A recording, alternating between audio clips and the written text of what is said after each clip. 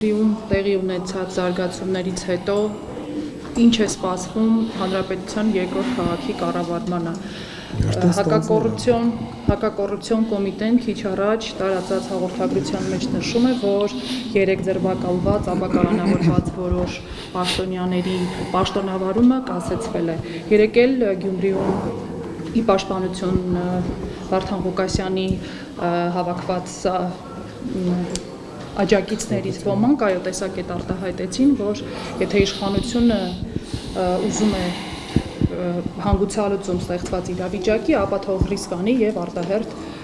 տեղական ինքնակառավարման մարմինների ընտրություն անցկացնի, այդ դեպքում վստահաբար Վարդան Ղուկասյանը 50+ է հավաքելու։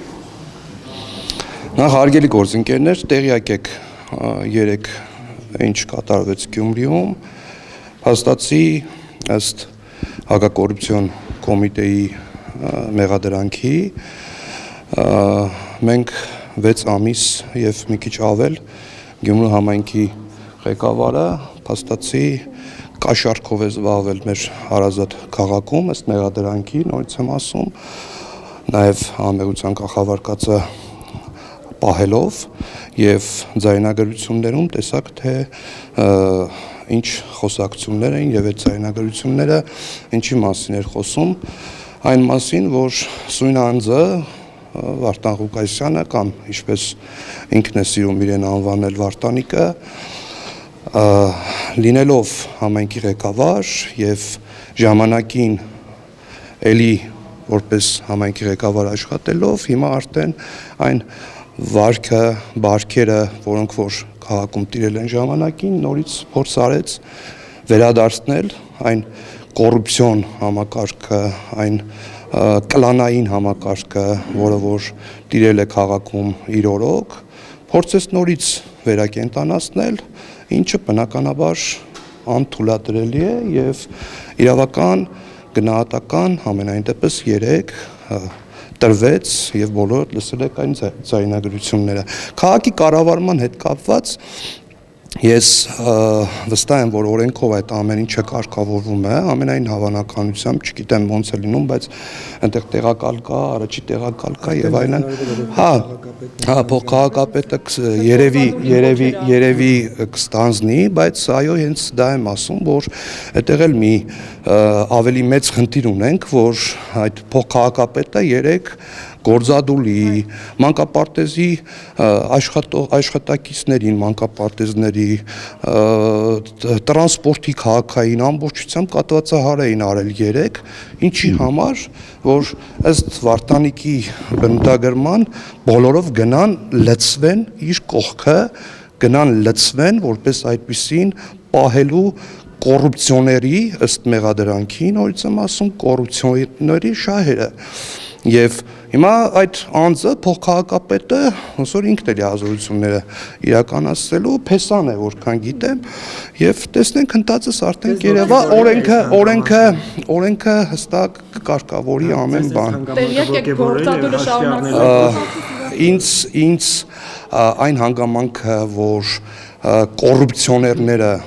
պետք է միանշանակ իրավական գնահատականի արժանանան եւ 2018 թվականի հեղափոխությունից հետո մենք դրա վերջը տվել ենք եւ շարունակելու ենք տալ, դա միանշանակ է, որ ողջևորելու է, որ կոռուպցիոներները իրավաբանների կողմից գտնում են ժամանակին եւ մեր չեն թողնում, որ մեր հարազատ քաղաքը թալանեն։ Թռնեն ԿՊԱ-կանների, աշխատասենյակների, գրասենյակների ուղղությամբ կարող է հանրությունն ավելի հետաքրքիր ձայնագրություններ լսի։ Փայլակ ջան, ես չեմ հիշում կամ չգիտեմ մի իշխանություն, որի օրոք այնքան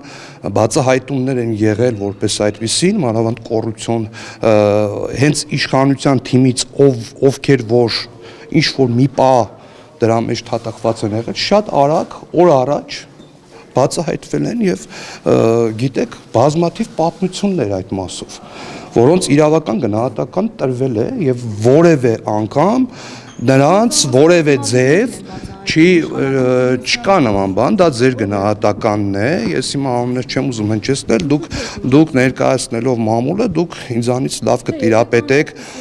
դուք ինձանից լավ կտիրապետեք, թե ինչ է իրականում կան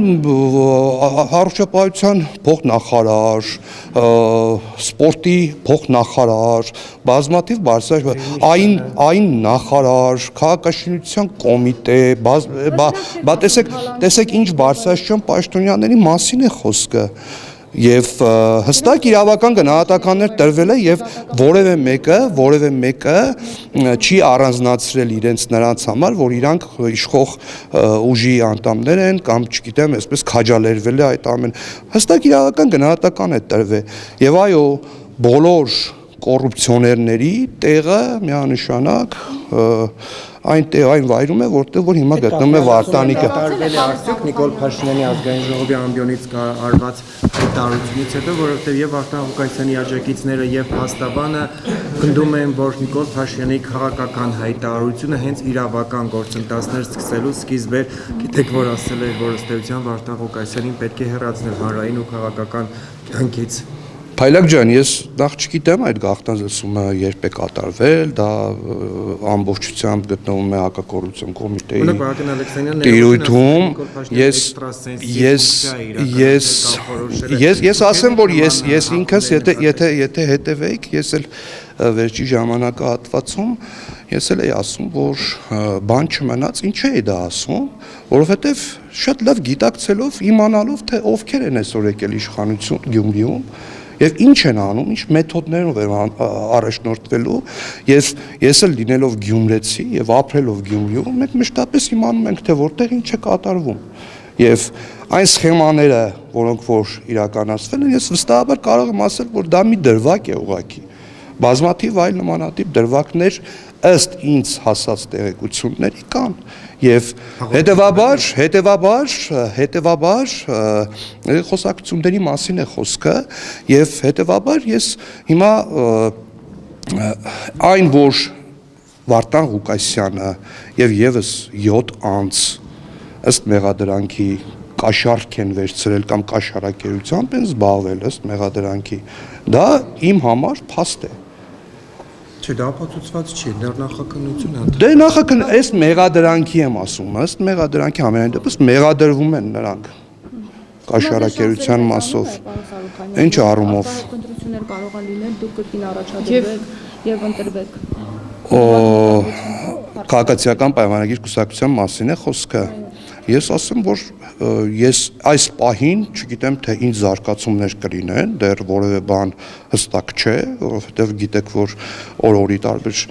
զարգացումներ են տեղի ունենում, եթե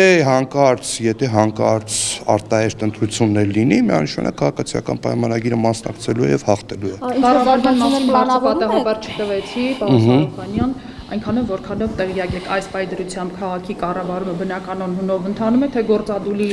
կոչը ուժի մեջ երեք Վարդան Ղուկասյանի փեսան կամ առաջի տեղակալը այդպես անպագորգոր բաներ խոսելով ասաց, որ գործադուլ են կանելու, սա են կանելու, նա են կանելու, բայց երևի հասկացավ, որ գյումրեցիները այդ իրենց շահարկել է այդ ամենը քաղաքական եւ պաշտպանել է ըստ մեղադրանքի կոռուպցիոներին կարող է սխալ գնահատական իրանց համար վատ գնահատական արժանանա հետագայում արդեն իրենք հայտարարեցին որ քաղաքը իր բնականon հունով քաղաքը աշխատանքները շարունակվելու է եւ որքան տեղյակ եմ այսօր որևէ նմանատիպ իրավիճակների ականատես չենք եւ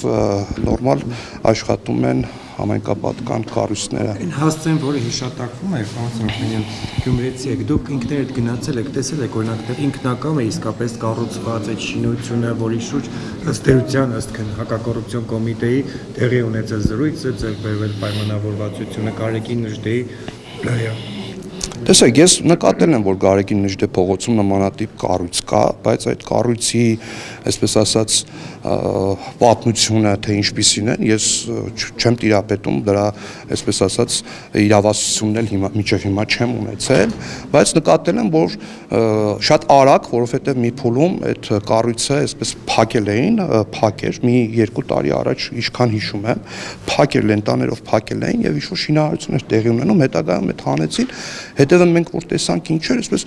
բացարձակ չէր մտնում այն տրամաբանության մեջ, որ Գյումրիում նմանատիպ տեղը, դիշքը, մի խոսքով։ Եվ փաստացի մարդիկ այս պաշտոնյաները ուզեցել են այդ կառույցը օրինականացնել։ Եվ դա ըստ մեղադրանքի նորից եմ ասում, դե բնական է, տեսել եմ, այո, եւ դրա պատմությունը, որ ինքնակամ է եղել, ոնց է եղել, ես չեմ իմացել։ Շնորհակալ։ Ես եմ շնորհակալ։